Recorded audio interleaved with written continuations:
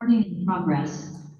आज के आपके करंट अफेयर्स 26 अप्रैल 2022 के सबसे पहला करंट अफेयर है रायसीना डायलॉग के बारे में। अब ये रायसीना डायलॉग है क्या? देखो, ये एक सिक्योरिटी डायलॉग है। सिक्योरिटी डायलॉग का मतलब क्या होता है कि देखो, सबसे पहले रायसीना डायलॉग बुलाता कौन है? Raisina dialogue basically India organise करता है, न्यू दिल्ली में हर साल इसे करवाया जाता है। ठीक है, ये 2016 में शुरू हुआ था, उसके बाद से हम हर साल न्यू दिल्ली में इसे करवाते आ रहे हैं। अब रायसीना डायलॉग में होता क्या है कि जितने भी हमारे ट्रस्टेड सिक्योरिटी पार्टनर्स हैं दुनिया भर में, ऐसे देश जिन्हें हम अपने सिक्योरिटी में अपना दोस्त समझते हैं, फ्रेंड मानते हैं, उन सबको हम यहाँ पे बुलाते हैं। उन सबके जो टॉप या तो मिनिस्टर्स होते हैं या जो डिफेंस सेक्रेटरीज होते हैं, उन्हें आपके यहाँ पे बुलाया जाता है, या तो डिफेंस मिनिस्टर या जैसे प्राइम मिनिस्टर कई बार खुद भी चले जाते हैं, या आपके डिफेंस सेक्रेटरीज लेवल तक। ये यहाँ पे इकट्ठे होके बेसिकली डायलॉग की बात यही है कि अल्टीमेटली हम सिर्फ डिस्कशंस करते हैं। ये कोई पैक्ट नहीं है, यहां से कोई और चीज नहीं निकल आती। पर जितनी भी इस टाइम दुनिया के आगे प्रॉब्लम्स चल रही हैं, जितनी भी इंडिया या इंडिया के पार्टनर्स को, जो भी सिक्योरिटी पार्टनर्स हैं हमारे, उन सबके आगे कोई भी सिक्योरिटी चैलेंजेस है, उन सबको हम यहाँ पे बैठ के डिस्कस करते हैं और हम एक साथ किस तरीके से इन सारे चैलेंजेस को मीट कर सकते हैं उसके बारे में ही विचार करते हैं। ठीक है, तो ये सारे विचार इस सिक्योरिटी डायलॉग्स के थ्रू होते हैं। ये हमने एक्चुअली जो इंस्पिरेशन ली ना, इसकी इंस्पिरेशन हमने ली है जो सिंगापुर ऑर्गेनाइज करवाता है, शंग्रीला डायलॉग। शंग्रीला डायलॉग आपके सिंगापुर की तरफ से ऑर्गेनाइज किया जाता है। ये एक तरीके से ये जो डायलॉग्स होते हैं इन्हें ट्रैक 1 डिप्लोमेसी बोला जाता है। देखो, ट्रैक 1 आपके ना डिप्लोमेसी के अलग अलग ट्रैक्स माने जाते हैं। ट्रैक 1 डिप्लोमेसी का मतलब होता है जहां पे गवर्नमेंट टू गवर्नमेंट बातें हो रही होती हैं। ट्रैक 2 में आपके बिजनेसेस या इंस्टीट्यूशंस जो होते हैं वो एक दूसरे से बात कर रहे होते हैं। ट्रैक 3 डिप्लोमेसी होती है जहां पे सिटीजन टू सिटीजन इंटरेक्शन बहुत होती है। ठीक है, तो ट्रैक 1 में सिर्फ गवर्नमेंट टू गवर्नमेंट इंटरेक्शन होती है। तो यहाँ पे सिक्योरिटी डायलॉग है, ये इंटर गवर्नमेंटल सिक्योरिटी फोरम है। ठीक है, जो आपके international institute for strategic studies जो सिंगापुर में लोकेटेड है उसके द्वारा ऑर्गेनाइज किया जाता है। इसका नाम शंग्रीला इसलिए पड़ा क्योंकि ये शंग्रीला होटल में ही होता है। ठीक है, 2002 से ये हो रहा है और तब से वहां पे हो रहा है। इसमें दुनिया के बहुत सारे देश पार्टिसिपेट करते हैं। ये सारे देशों की लिस्ट है। ये सारे के सारे देश यहाँ पे पार्टिसिपेट करते हैं, जिसमें से अगर आप नोटिस करोगे इंडिया भी है। ठीक है, और कई कॉन्ट्रेरी देश जैसे कि रशिया, यूएसए, चाइना, पाकिस्तान, काफी ये जितनी हमें कंसर्न करने वाली कंट्रीज हैं वो सारी की सारी यहाँ पे पार्टिसिपेट करती हैं। अगर क्वाड की बात करूं, ऑस्ट्रेलिया, जापान, तो सारे, अगर लेट्स सपोज कभी आपको पेपर में क्वेश्चन आ जाए कि कौन सी क्वाड कंट्री, देखो क्वाड क्या है, 4 हम कंट्रीज के अंदर एक तरीके से अंडरस्टैंडिंग बन रही है डिफेंस को लेके। ये 4 देश जो चाइना के एक तरह से खिलाफ अलायंस बना रहे हैं, अभी खैर चाइना का हम नाम नहीं लेते, एक है यूएसए, ऑस्ट्रेलिया, इंडिया और जापान। ये 4 देश आपकी अलायंस बना रहे हैं, तो चारों के चारों शंग्रीला डायलॉग में पार्टिसिपेट करते हैं। इसके अलावा जो हमारे एनिमी स्टेट्स भी हैं, चाहे चाइना हो चाहे पाकिस्तान हो, ये भी इसके मेंबर हैं। ठीक है, क्लियर है? तो इस तरीके से इनके नाम याद रखने आपको आसान हो जाएंगे। देखो, हमेशा जो हमारे मेन कंसर्न की कंट्रीज होती हैं, एक तो उन्हें याद रख लो, एक ओवरऑल मैप हमेशा स्टडी कर लिया करो। एक तो तुम्हें दुनिया की कंट्रीज का आइडिया लगता जाएगा, दूसरा मैप के थ्रू कंट्रीज हमेशा याद करनी। देखो, हमारी हमेशा पिक्चर की मेमोरी ज्यादा स्ट्रांग होती है कंपेयर टू हमारी रीडिंग की। रीड करने में ये सारे नाम एक के बाद एक काफी ज्यादा वो है, पर अगर मैं मैप पे पढ़ने बैठूंगा कि कनाडा है, यूएसए है, यूके है, फ्रांस है, जर्मनी है, ठीक है, ये छोटा सा रशिया की टेरिटरी है, मैंने पहले बताया हुआ है, तो ये रशिया ही है। यहाँ पे एक छोटा सा ग्रीन मार्क लगा हुआ है ना, ये वाला। ठीक है, ये कौन सी टेरिटरी है इनकी? थोड़े करंट अफेयर पहले किया था। ये रशिया की टेरिटरी को क्या कहते हैं? ये कौन सी वाटर बॉडी है, पहले तो ये बताओ, इस पानी की बॉडी को क्या कहते हैं? बाल्टिक सी। ठीक है, बाल्टिक सी। यहाँ पे ये जो ये यहाँ पे जो ये समुद्र का पानी है, इसे कहते हैं बाल्टिक, बाल्टिक सी है ये। ठीक है, यहाँ पे जो इस साइड पे ये रशिया की जो छोटी सी टेरिटरी है, इसका नाम है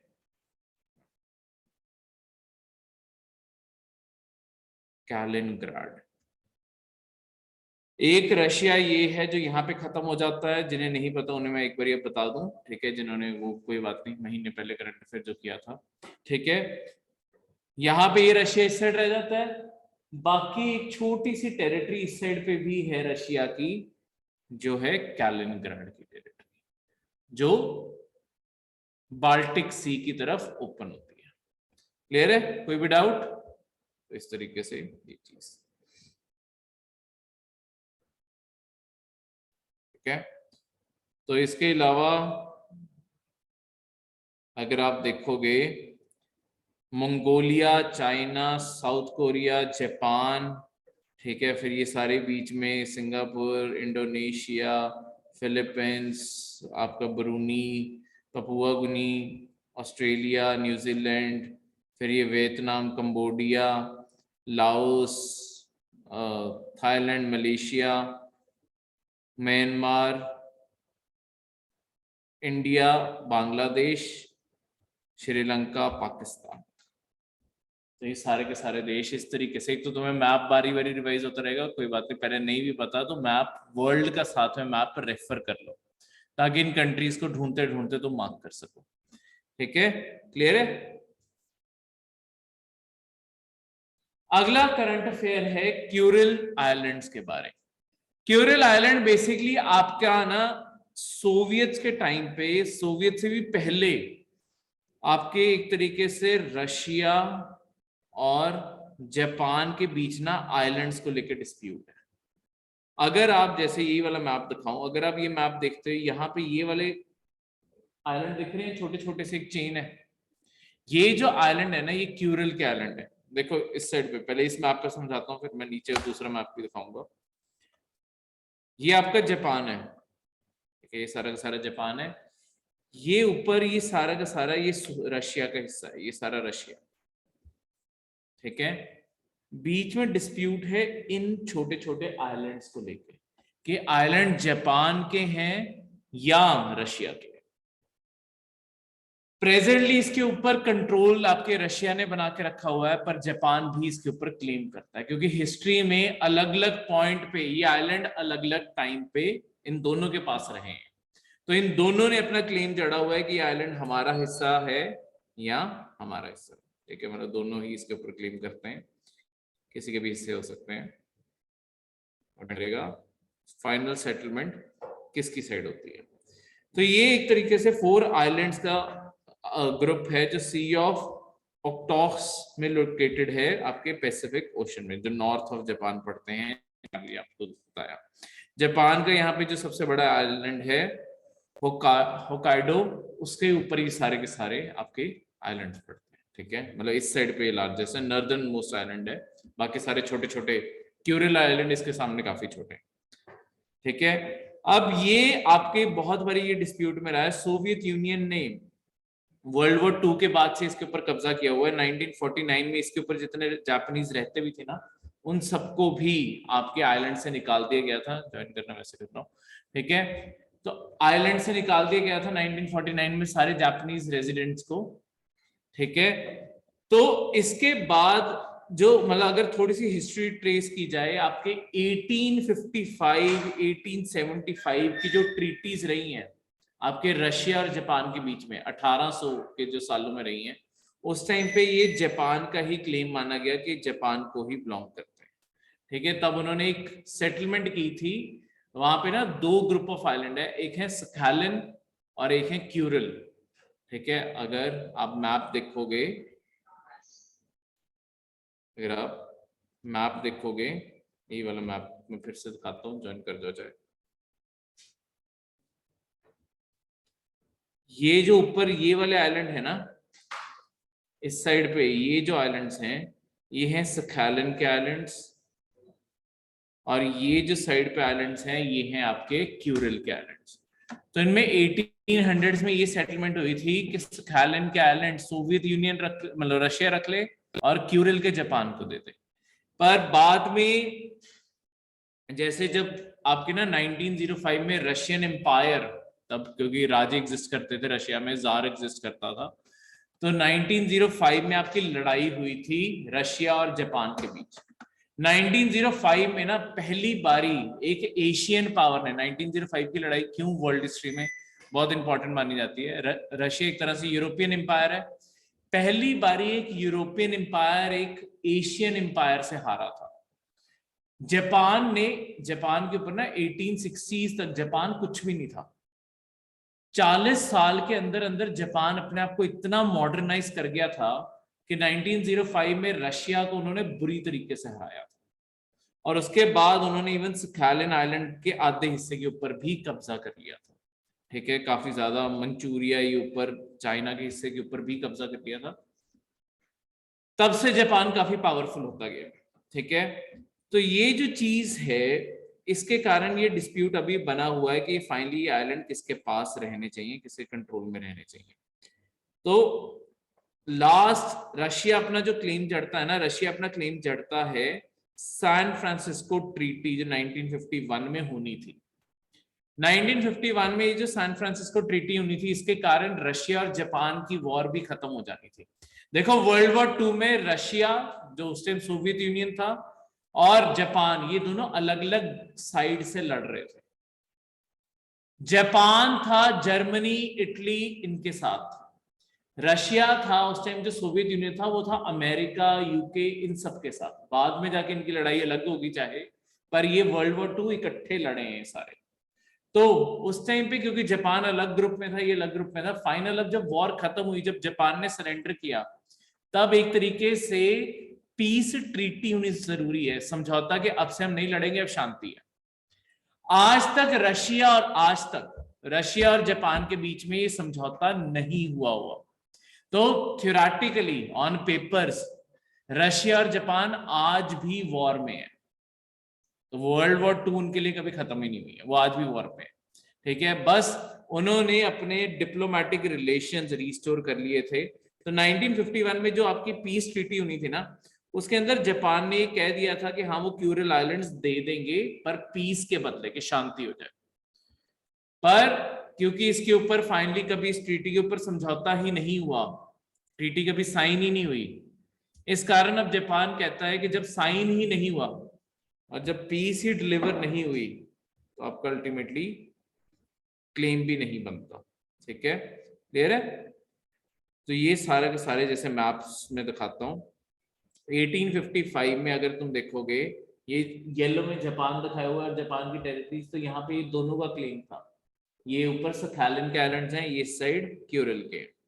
1875 में समझौता हो गया कि सखालिन, तभी ये ग्रे कलर में हो गए, ये रशिया को दे दिए गए और ये आपके जापान के पास आ गए। जो ये क्यूरिल आइलैंड की पूरी चेन है ये आपके जापान के पास आ गए। 1905 में जब जापान ने रशिया को हरा दिया तो आधा सखालिन भी ले लिया और क्यूरिल तो उनके कंट्रोल में ही थे। पर 1945 में जब जापान हार गया, उसके बाद से रशिया ने यहाँ सारा का सारा क्लीन जड़ के रख लिया। तो ये डिस्प्यूट इन दोनों देशों में बना हुआ है। तो काफी जो इनकी हिस्ट्री रही है, जैसे 1855 में जो समझौता हुआ था उसे ट्रीटी ऑफ शिमोटा कहते हैं। फिर 1875 में ट्रीटी ऑफ सेंट पीटर्सबर्ग हुई। 1905 में दोनों में वॉर हो गई थी। 1945 में वर्ल्ड वॉर 2 के टाइम जापान हार गया। ठीक है, और उन्हें क्यूरिल और सखालिन दोनों ही छोड़ने पड़े। 1951 में ट्रीटी ऑफ सैन फ्रांसिस्को में उन्होंने सोचा था एक बारी दे देंगे, पर जब उसके ऊपर कभी समझौता ही नहीं हुआ तो ये अभी तक अनसाइंड पड़ी है। 56 में बस दोनों ने डिप्लोमेटिक रिलेशन दोबारा से स्टैब्लिश कर ली, एक दूसरे की कंट्री में एम्बेसी ओपन कर दी, रिश्ते दोबारा से फॉर्मल कर लिए, पर अभी तक दोनों में वॉर खत्म नहीं हुई है। अभी भी थ्योरेटिकली दोनों वॉर पे है, ऑब्वियसली प्रैक्टिकली वॉर पे नहीं है। प्रैक्टिकली जापान के ऊपर वॉर का मतलब है जापान की डिफेंस की गारंटी ली हुई है अमेरिका ने। तो अगर रशिया और जापान वॉर पे जाते हैं तो जापान ऑब्वियसली अटैक हुआ अगर जापान पे तो उसे प्रोटेक्ट करने अमेरिका को आना पड़ेगा, तो एक तरीके से वो वर्ल्ड वॉर 3 ही है। इस कारण थ्योरेटिकली दोनों वॉर पे हैं, रियली नहीं है, रियलिटी में नहीं है सब कुछ। क्लियर है? आपका थर्ड करंट अफेयर है इंडस वाटर ट्रीटी के ऊपर।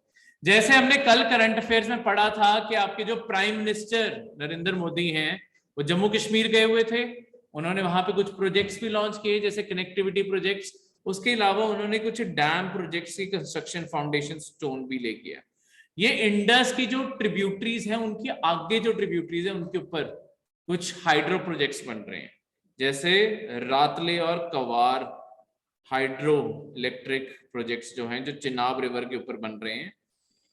ये दोनों प्रोजेक्ट्स के ऊपर तो कल प्राइम मिनिस्टर की विजिट के बाद आपके पाकिस्तान की तरफ से ऑब्जेक्शन आया कि एक डिस्प्यूटेड टेरिटरी में प्राइम मिनिस्टर जा रहे हैं, तो जब उनके जाते हैं पीओके में तब हम भी ऑब्जेक्शन रेज करते हैं, जब वो हम जाते हैं तो ऑब्वियसली वो भी रेज करते हैं। दूसरा, रातले और कवार हाइड्रो इलेक्ट्रिसिटी जो प्रोजेक्ट बन रहे हैं ये दोनों एक तरीके से डैम प्रोजेक्ट है, नदी के ऊपर डैम बनाया जा रहा है, पर ये डैम से पानी स्टोर नहीं किया जाएगा, ये सिर्फ जिन्हें कहते हैं run of dam. Run of dams आप अक्सर नदियों के ऊपर देखते हो, बस एक सिंपल बैरेज बना दिया जाता है, ठीक है, जिसके अंदर टर्बाइंस लगी होती हैं, पानी लगातार इस साइड पे फ्लो कर करके उसके थ्रू पास करता रहता है, पानी को कभी रोका नहीं जाता, टर्बाइन घूमती रहती है, बिजली बनती रहती है, ठीक है। दूसरे आपके जब रेजरवायर बनाए जाते हैं कि पीछे पूरा डैम पे पानी इकट्ठा कर दिया, वो अलग प्रोजेक्ट होते हैं, वो काफी बड़े साइज के प्रोजेक्ट होते हैं। तो पाकिस्तान इसके ऊपर भी ऑब्जेक्शन कर रहा है कि ये क्यों बनाए जा रहे हैं। देखो अल्टीमेटली पाकिस्तान का इसमें डायरेक्ट ये चीज का इंटरेस्ट है कि अगर इंडिया जम्मू एंड कश्मीर में डेवलपमेंट करता है तो जम्मू एंड कश्मीर के लोग भी तो इंडिया की साइड होंगे, तो उसका जो क्लेम है वो अपने आप कमजोर पड़ता जाता है, क्योंकि पाकिस्तान ऑक्यूपाइड कश्मीर में वो कभी भी उतनी डेवलपमेंट करवा ही नहीं पाएगा जितनी इंडिया करवा सकता है, ठीक है। आगे करंट अफेयर भी है, मिलिट्री स्पेंडिंग इंडिया की मिलिट्री स्पेंडिंग पाकिस्तान के बजट से भी ज्यादा, ठीक है। तो पहले ऑलमोस्ट बराबर थी, जितना पाकिस्तान का टोटल बजट है उतनी हमारी सिर्फ फौज खर्चा करती है, तो अब तो उससे भी ज्यादा बढ़ गया। तो ऑब्वियसली इकोनॉमिकली पाकिस्तान हमें मैच नहीं कर सकता, वो चीज सामने साफ दिखती है, ठीक है। पर देखो पाकिस्तान की ना लाइफलाइन है इंडस, इंडिया की वन ऑफ द रिवर्स है मेन, हमारे यहाँ पे और भी मेन रिवर्स हैं, इंडस होगी, फिर गंगा होगी, फिर ब्रह्मपुत्र होगी, नॉर्थ में इनके प्लेन्स बने हुए हैं, यमुना जाके गंगा में मर्ज हो जाती है इस कारण गंगा, साउथ में गोदावरी, महानदी, कावेरी, कृष्णा, ये सारी नदियां, तापी महानदी अलग से, वो सारी तापी नर्मदा सॉरी, वो सारी अलग, तो हमारे काफी हैं। पर पाकिस्तान छोटा देश है, उनकी एक ही सबसे इंपॉर्टेंट नदी है, वो है इंडस। इंडस अगर वहां पे बहनी बंद हो जाए पाकिस्तान रेगिस्तान बन जाएगा, ठीक है। इस कारण उनका सारा एग्रीकल्चर, फर्टिलिटी, हर चीज इंडस के ऊपर डिपेंड करती है। अब इसी चीज के कारण आपके 1960 में इंडिया और पाकिस्तान ने एक सेटलमेंट बिठाई थी कि हम इंडिया, देखो इंडिया के अंदर भी तो इंडस का पानी जरूरी है, जम्मू कश्मीर, हिमाचल, पंजाब, ये तीनों स्टेट्स तो कम से कम डिपेंडेंट है इनके ऊपर, ठीक है। आगे हमने राजस्थान के अंदर भी इंदिरा गांधी कैनाल बना दिए, तो अब राजस्थान को भी हम हरा बना रहे हैं इसी के कारण। अगर तुम इंदिरा गांधी कैनाल जहां तक जाता है, अगर तुम राजस्थान में जाओगे ना, तुम देखोगे कि राजस्थान जो रेतीला कभी एरिया होता था, उस एरिया के अंदर भी आज पेड़ ही पेड़ किए पड़े हैं हमने, तो वो इसी कारण कवर चेंज हो रहा है, क्योंकि हमने वहां पे पानी भेजना शुरू कर दिया इसका, तो हम उस लैंड को भी धीरे धीरे कन्वर्ट कर रहे हैं। ये जो सारी की सारी चीज है वो इसी चीज के ऊपर है, क्योंकि इंडस हम अच्छे से यूज कर रहे हैं। पर इंडस फ्लो तो इंडिया के थ्रू होके आती है, तो पाकिस्तान को ये हमेशा डर था कि अगर इंडिया ने पानी ही काट दिया, उनकी तो लाइफ लाइन ड्राई होगी। तो इस चीज को सेटल करने के लिए, और देखो पानी बंद करना, तुम किसी गवर्नमेंट से नफरत कर सकते हो, उनकी पॉलिसी से नफरत कर सकते हो, पर इनोसेंट सिटीजन ऐसा तो नहीं है कि सारे पाकिस्तान इंडिया को नफरत करते होंगे, ठीक है, या पाकिस्तान की बर्बादी चाहते हैं। आज इंडियंस भी हम ऐसा तो सारे नहीं चाहते ना कि पाकिस्तान बिल्कुल ही बर्बाद हो जाए, ठीक है, रह रहे हैं तो रहने दो, चाहे गरीब हो चाहे जो मर्जी हो, ठीक है, हमसे कमजोर हो पर रहें, ठीक है, अगर देश ही ना रहा तो वो सारे रिफ्यूजी यहाँ भाग के आ जाएंगे, तो रहें, ठीक है, बस हमें तंग ना करें। तो 1960 में इन्होंने इसी कारण वर्ल्ड बैंक है जो आपका, उन्होंने समझौता करवाया इंडिया और पाकिस्तान में। वर्ल्ड बैंक हमारा इंटरमीडिएट सेंटर पॉइंट बना, दोनों कंट्रीज वर्ल्ड बैंक के पास एज अ सेंटर मीडिएटर उन्हें लेके गई कि आप हम दोनों कंट्रीज में समझौता करवा दो। तो 19 सितंबर 1960 में जवाहरलाल नेहरू और पाकिस्तान के प्रेसिडेंट अयूब खान जो एक मिलिट्री जनरल थे, उन दोनों के बीच में ये समझौता हुआ इंडस को लेके। इसके अंदर जितनी आपके इंडस की ट्रिब्यूटरीज है ना, उन्हें आपके दो हिस्सों में बांट दिया गया, ठीक है। जो ऊपर की तीन हैं, इन तीनों को बोला जाता है वेस्टर्न रिवर्स, क्योंकि अगर लॉन्ग टर्म में तुम देखोगे ये सारी इंडस की रिवर्स, अगर मैं इस तरीके से देखूं, सारी की सारी इस तरीके से मुड़ जाती हैं एक टाइम पे, मतलब आगे जाके जुड़ती भी हैं, चलो सिर्फ अंडरस्टैंड करने के लिए। तो ये जो तीन ऊपर वाली नदियां हैं, इन तीनों को अगर मैं ईस्ट और वेस्ट डायरेक्शन देखूं, ये ऊपर वाली तीन आपकी वेस्ट होगी और नीचे वाली तीन ईस्ट होगी, ठीक है, ईस्ट और वेस्ट इस तरीके से दो नदियां। अब जो ईस्टर्न रिवर है, चलो सबसे पहले ईस्टर्न रिवर्स बताता हूं, क्योंकि ये वो आपकी हैं ब्यास, रावी और सतलुज, ठीक है, ये तीन जो नदियां हैं, इनके ऊपर 100% क्लेम इंडिया का है। ये सेटलमेंट हुई कि इन तीन नदियां जो ब्यास, रावी और सतलुज हैं, इन तीनों में से एक बूंद भी हमें पाकिस्तान को देने की जरूरत नहीं, चाहे ये सारी नदियां हम इंडिया के अंदर ही वापस मोड़ लें, ये 100% नदियां हमारी। पर जो ऊपर हैं इंडस, झेलम और चिनाब, ये जो तीन नदियां हैं, ये बिना किसी इंटरप्शन के हमें पाकिस्तान के अंदर फ्लो करने देनी पड़ेगी, ठीक है, तो हम इन्हें कहीं रोक नहीं सकते। इसी कारण जो अभी हम डैम बना रहे हैं वो बिना रेजरवायर के हैं, उनके पीछे पानी इकट्ठा नहीं होगा, वो बस फ्लो होता रहेगा, बिजली पैदा करता रहेगा और पानी सारा पाकिस्तान के अंदर जाएगा। तो हम इंडिया के अंदर उस पानी को रोक नहीं सकते। पर जम्मू कश्मीर जैसी स्टेट तो 100% इसी पानी के ऊपर डिपेंड कर रही है, हिमाचल का कुछ एरिया भी, तो कुछ तो पानी हमें चाहिए ना, तो हमें बेसिक नीड्स के लिए यहां से पानी निकालना अलाउड है, ठीक है। अराउंड 20% के करीब हम पानी यहां से यूज कर सकते हैं इलेक्ट्रिसिटी जैसी चीजें के लिए, इरिगेशन जो आसपास खेत हैं उन्हें पानी देने के लिए, और आपके इलेक्ट्रिसिटी और ड्रिंकिंग वाटर के पर्पज से जो पीने का पानी है वो भी आसपास के इलाकों को यहां से सप्लाई कर सकते हैं। बाकी सारा का सारा पानी आपके पाकिस्तान में जाने देना होगा। तो ईस्टर्न रिवर्स के ऊपर 100% हमारा और वेस्टर्न रिवर्स के ऊपर लिमिटेड कंट्रोल है हमारा,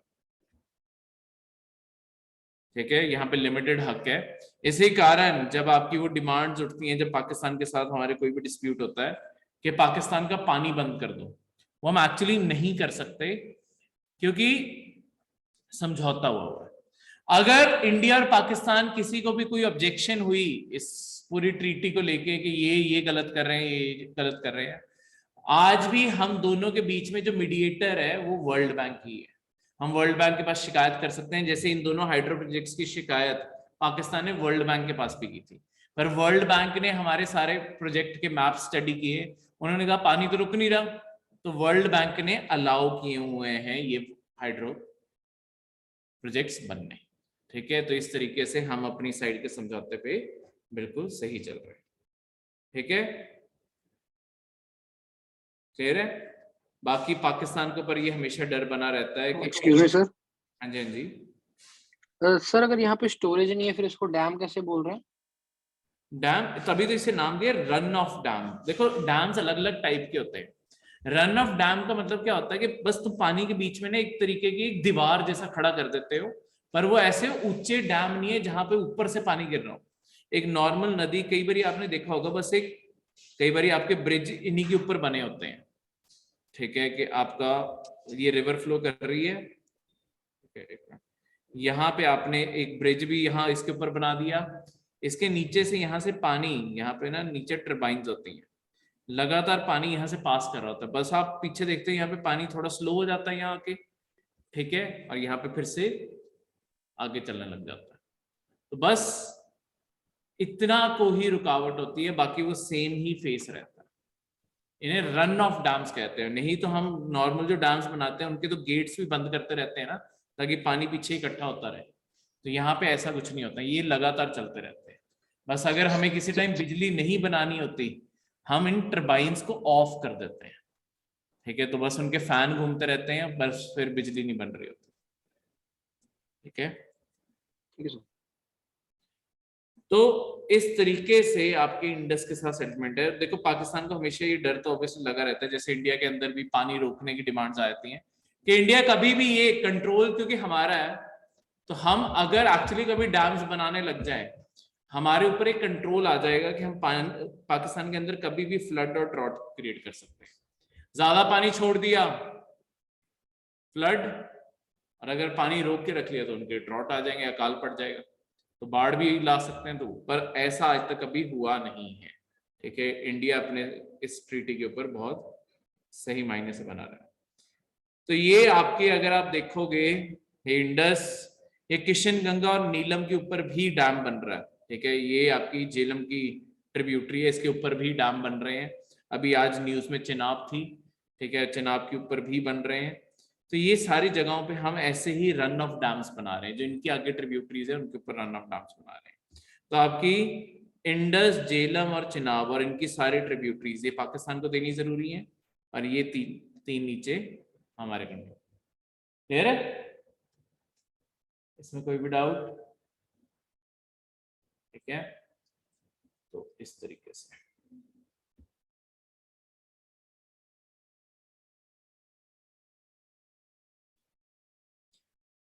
फोर्थ करंट अफेयर है कंट्री ऑफ पर्टिकुलर कंसर्न। ये जो बेसिकली आपका यूएस का डिपार्टमेंट है, United states secretary of state, ठीक है। ये आपके अमेरिका जो है उसका आगे जो सेक्रेटरी ऑफ स्टेट है ना, उसका जो ऑफिस है वो कंट्रीज को ये डेजिग्नेशन देता होता है, कंट्री ऑफ पर्टिकुलर कंसर्न। ये उन कंट्रीज को देते हैं जहां पे आपकी माइनॉरिटीज को रिलीजियस फ्रीडम को खतरा होता है। ऐसे देश जहां पे शायद रिलीजियस माइनॉरिटीज के जो राइट्स हैं उनकी कदर नहीं की जा रही, उन्हें जानबूझ के मारा जा रहा है, या कुछ भी ऐसी प्रॉब्लम आ रही है, छोटी प्रॉब्लम से लेके बड़ी प्रॉब्लम कुछ भी हो सकता है।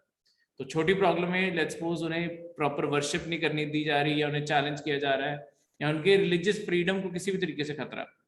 या बड़ी प्रॉब्लम है जैसे चाइना में जिंगजियांग आपका प्रोविंस है, वहां पे मुस्लिम्स को लगा लिटरली मारा जा रहा है, या आपके जेल्स में रखा जा रहा है, ताकि बस वो इस्लाम को प्रीच ना कर सके। जो भी इस्लाम को प्रीच करता हुआ पाया जाता है उसे उठा के वो जेल में डाल देते हैं, ठीक है। तो वो अपने मुताबिक इस्लाम पढ़ाना चाहते हैं, पर चाइना अपने मुताबिक इस्लाम पढ़ाना चाहता है, ठीक है, चाइनीज इस्लाम है उनका। तो ऐसी कंट्रीज को आपके America country of particular concern कह देता है, जहां पे माइनॉरिटीज को कोई खतरा है। खतरा किसी भी टाइप का हो सकता है, टॉर्चर, क्रूअल, इनह्यूमन प्रैक्टिस भी हो सकती है। तो सबसे जैसे मैंने आपको बेसिक बताया, किसी की लाइफ, लिबर्टी और सिक्योरिटी को खतरा हो सकता है, ठीक है। तो इंडिया को भी अभी रिसेंटली डेजिग्नेट किया है, क्योंकि उन्होंने कहा है 2021 में कंडीशन और ज्यादा वर्स हो गई है रिलीजियस फ्रीडम की इंडिया को लेके, इस कारण इंडिया को कंट्री ऑफ पर्टिकुलर कंसर्न माना था। क्लियर है? कोई भी डाउट?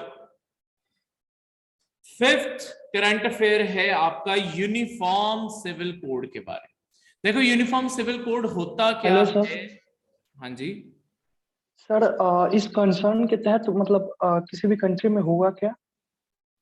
होता कुछ नहीं है, बस एक तरीके से ना हाईलाइट करने की बात है कि इस कंट्री के अंदर आपके रिलीजियस माइनॉरिटीज को खतरा है, और वो इस चीज को मॉनिटर कर रहे हैं। होता कुछ नहीं है, यूनाइटेड स्टेट अमेरिका कर तो कुछ नहीं सकता ना, बस वो सिर्फ एक कहने की बात है कि हम दुनिया भर में रिलीजन्स की इज्जत करते हैं। मतलब एक तरह से अमेरिका की हिपोक्रेसी है, ठीक है। खुद मिडिल ईस्ट में डिस्क्रिमिनेशन हद से ज्यादा जो इमेज दुनिया भर में मुस्लिम्स के फैलाते हैं, तो खुद चाहे जो मर्जी करे, पर दूसरी कंट्रीज में यही कहते हैं कि अगर हम किसी कंट्री में नहीं देख सकते कि ऐसे माइनॉरिटीज के साथ कुछ बुरा हो रहा है, तो खुद अपने ब्लैक्स के साथ जो मर्जी करते रहे।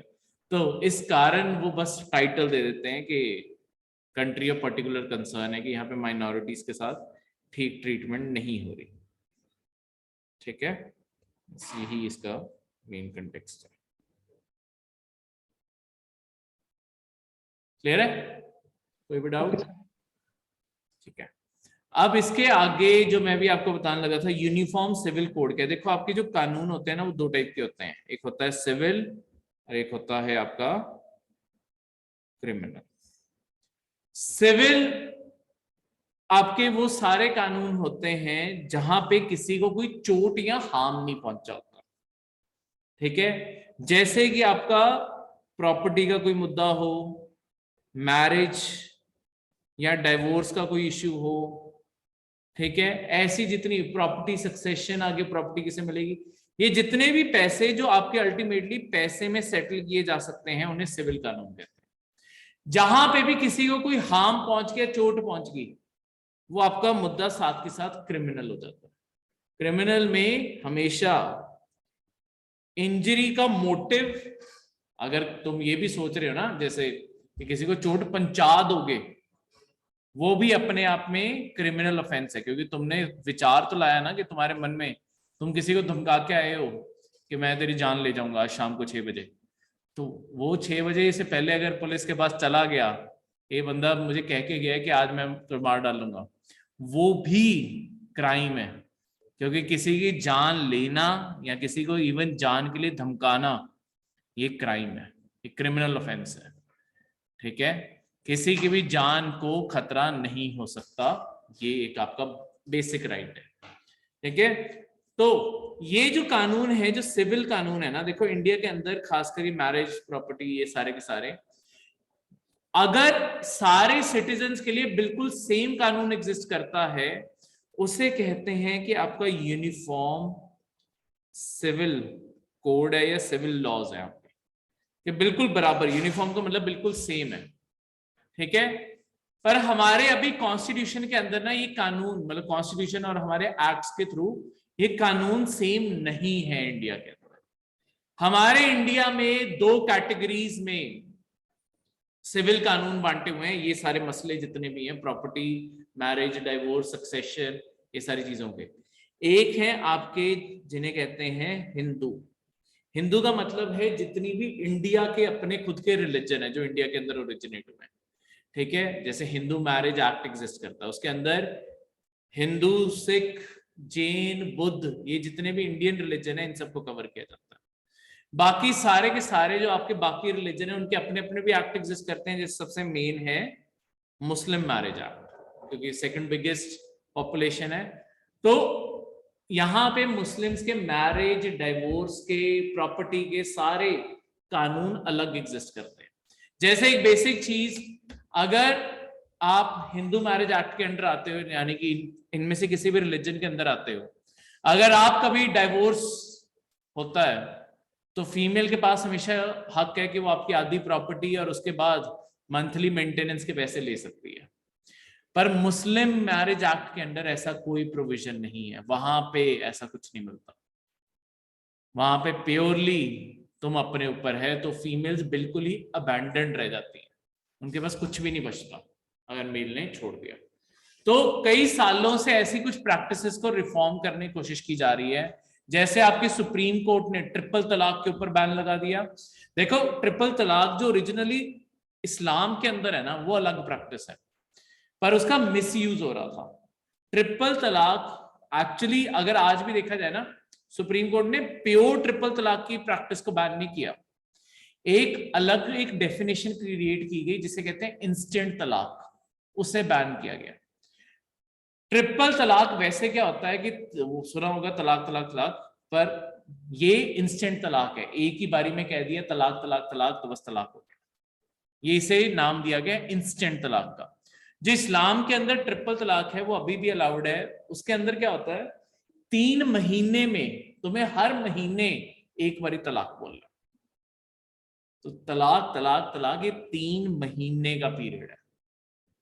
ठीक है, ताकि इसी के बीच में लेट्स सपोज नहीं किया मन, तो मन ने नहीं बोला, तो फिर उसके बाद वो पीरियड टूट गया, फिर 3 महीने लगातार होनी चाहिए। ऐसे नहीं कि साल के स्टार्टिंग में 2 बार बोल दिया था, दिसंबर में फिर 1 बार बोल दिया, ऐसा नहीं हो सकता।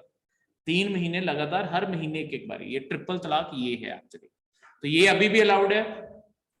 इंस्टेंट तलाक एक्चुअली ऐसी प्रैक्टिस थी जहां पे वुमेन सडनली अबैंडन हो जाती थी, कम से कम वहां पे 3 महीने तो मिल रहे हैं वुमेन को अपना देखने के लिए।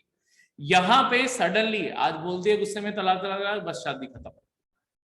तो ये जो प्रैक्टिस थी, इससे सडनली वुमेन जो अबैंडन हो रही थी, वो प्रैक्टिस आपकी सुप्रीम कोर्ट ने बैन करवा दी कि ये नहीं हो सकता।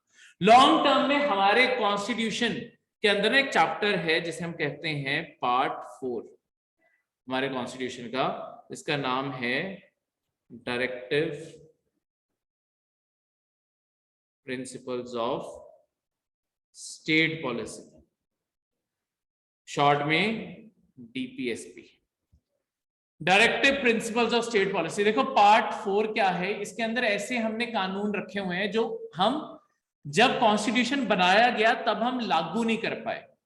लागू ना करने के बहुत सारे कारण थे, या तो हमारे इंडिया के अंदर पैसे नहीं थे इंडिया की सरकार के ऊपर, तो तब हम पैसे नहीं खर्च सकते थे, या हमारे यहाँ पे कम्युनिटीज या रिलीजन्स में इतनी अंडरस्टैंडिंग नहीं थी कि हम इस चीज को बना सके। देखो दंगे अभी अभी 46-47 में होके हटे थे, तो अभी भी कम्युनिटीज के अंदर थोड़ा सा एक दूसरे को लेके, पार्टीशन को लेके और ये सब कुछ को लेके एक गैप था। वो जो गैप था उसके कारण आपके इन चीजों को, ऐसी चीजों को पार्ट 4 के अंदर रख दिया गया कि ये डायरेक्टिव्स यानी कि ये दिशा है, डायरेक्शन है स्टेट पॉलिसी की। जब भी फ्यूचर की सरकारें कभी भी कानून बनाएं, वो हमेशा माइंड में रखे कि ये चीजों को हमने अप्लाई करना है, ठीक है, और अगर वो अप्लाई कर सकते हैं तो अप्लाई करें, ठीक है, अगर उस टाइम हमारे पास रिसोर्सेज हैं तो वो अप्लाई करें उस टाइम। तो इसी के अंदर आपका आर्टिकल एग्जिस्ट करता है, आर्टिकल 44। आर्टिकल 44 बात करता है कि इंडिया के अंदर हमें यूनिफॉर्म सिविल कोड इस्टेब्लिश करना है। अभी हमारे रिलीजन के बेसिस पे कानून बने हुए हैं, इन्हें खत्म करके सारे सिटीजन्स के लिए बिना रिलीजन कंसिडर किए सेम कानून होना चाहिए सब, ठीक है, जो जिसके लिए अप्लाई होता है। जैसे अगर मैरिजेस, अगर जैसे इस्लाम और हिंदुइज्म में ये भी फर्क है, लीगली हिंदू मैरिज एक्ट में सिर्फ एक मेल एक फीमेल की शादी अलाउड है, उधर 3 शादियां अलाउड है, ठीक है, तो वो जो फर्क है वो भी खत्म हो जाएगा, सब कुछ नॉर्मल, सबके लिए बराबर कानून एग्जिस्ट करेगा। ये वुमेन के राइट्स के लिए इंश्योर करने के लिए खासकर इंपॉर्टेंट है, ठीक है, कि उन्हें वो हक मिल सके। क्लियर है? इस तरीके से 6 करंट अफेयर आपको एक जनरल चीज के बारे में, इंडिया दुनिया का 3rd लार्जेस्ट मिलिट्री स्पेंडर बन चुका है, ठीक है, तो लगातार जो सिक्योरिटी कंसर्न्स ग्रो हो रहे हैं उसके कारण इंडिया को अपनी स्पेंडिंग भी ग्रो करनी पड़ रही है।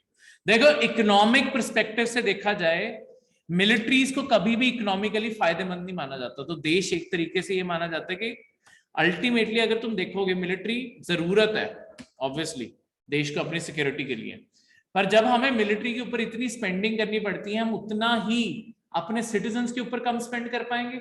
हमारा देश भी तो गरीब है, पर हमारे आसपास इतने अच्छे अच्छे प्यारे प्यारे नेबर्स हैं हमारे, उनके कारण हमें अपनी स्पेंडिंग बढ़ानी ही पड़ती है, और ज्यादा वेपन्स खरीदने पड़ते हैं, और ज्यादा हमें सोल्जर्स मेंटेन करने पड़ते हैं।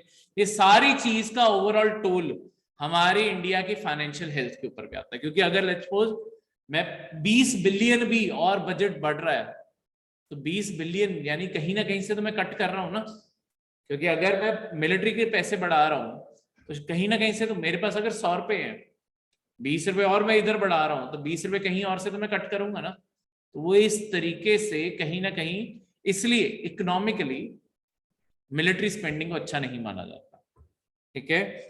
तो दुनिया के सबसे बड़ा स्पेंडर ऑब्वियसली हमेशा से ही अमेरिका। अमेरिका का डिफेंस बजट अगले आने वाले 5 देशों से भी कंबाइंड बढ़ा। अमेरिका हर साल करीबन 800 बिलियन स्पेंड करता है, ठीक है, $800 बिलियन स्पेंड करता है। इसके कंपैरिजन में इंडिया का जो डिफेंस बजट है वो अराउंड 76 बिलियन हो गया, तो हमसे 10 गुना ज्यादा मिलिट्री का बजट है अमेरिका का। तो अमेरिका का दुनिया का सबसे बड़ा बजट है। पर वही बात है, अगर दुनिया के ऊपर तुम्हें डोमिनेंस बना के रखनी है तो इतना पैसा तो खर्च करना ही पड़ेगा। ठीक है, सेकंड बिगेस्ट बजट आपके चाइना का है। चाइना हमसे ऑलमोस्ट डबल पैसे खर्च करता है, उसका 150 बिलियन के करीब का बजट है। पर चाइना की इकोनॉमी हमसे 3 गुना बड़ी है, तो उसके कंपैरिजन में इंडिया ठीक ठाक खर्चा कर रहा है अपनी सिक्योरिटी मेंटेन करने के लिए। हमारे पास एक चीज एडवांटेज में काम करती है, हिमालयाज, तो हमें इसलिए डिफेंस साइड बेनिफिट मिल जाता है। पर चाइना को क्योंकि अग्रेसर बनना है, अगर तुम्हें दूसरों की टेरिटरी में घुसना है तो तुम्हें हमेशा ज्यादा नुकसान के लिए तैयार रहना पड़ता है। ऑब्वियसली उन्हें ज्यादा खर्चा ही करना पड़ेगा, अगर वो तो सारे देशों से पंगे लेते रहते हैं, तो उनकी तो ऑब्वियसली मिलिट्री स्पेंडिंग आने वाले टाइम में और बढ़ेगी। वो तो अमेरिका को चैलेंज करना चाहते हैं, तो वो उसी साइड ही जाएंगे। थर्ड नंबर पे इंडिया है, फिर यूके है, फिर रशिया। ठीक है, तो ये सीक्वेंस में रशिया तक पहुंचते पहुंचते मतलब ये 45 बिलियन तो स्पेंड कर रहे हैं। तो इस तरीके से पूरे अगर एशिया की बात की जाए, एशिया के अंदर 63 पूरे एशिया का 63% जो बजट है वो सिर्फ इंडिया और चाइना खर्च कर रहे हैं। तो यानी कि एशिया के अंदर जितने भी देश हैं सबका मिलिट्री बजट का टोटल अगर 100% बना लिया जाए, 63% सिर्फ 2 देशों के वहां से आ रहा है, वो है चाइना और इंडिया। ठीक है, क्लियर है? तो इस तरीके से क्लियर है, कोई भी डाउट? तो ये था आपके आज के सारे करंट अफेयर्स। कोई भी डाउट इसमें?